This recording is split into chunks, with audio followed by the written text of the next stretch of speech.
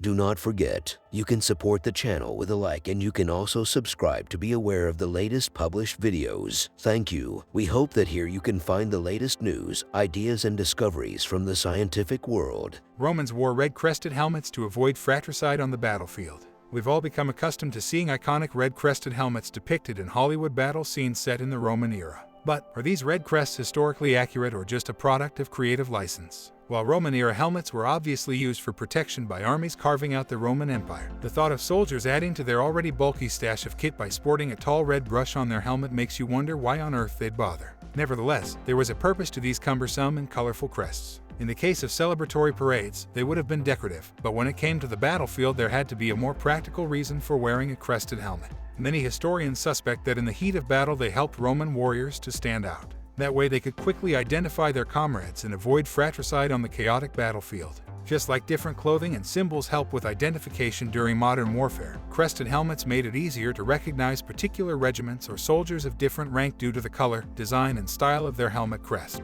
This would have been invaluable for locating commanders in the midst of battle. Meanwhile, the history guy claimed that this kind of unique identifier was useful in a culture in which men sought witnesses to their heroic deeds. According to the Greek historian Polybius, however, their aim was to make every man look twice his real height, such as will strike terror into the enemy. In reality, we'll probably never know. The use of plumed or crested helmets by Roman legionaries appears to have varied over time and location. Historians believe that these were made out of either horsehair or feathers, and would probably have been colored in natural tones of black, white, or reddish-brown, rather than the bright red version we're used to seeing today. While earlier helmets are thought to have had centrally mounted plumes, it appears that helmets were fitted with removable crest boxes from the 1st century BC onwards, used to hold the hair or feathers in place. They were likely made from wood and would have disintegrated over time.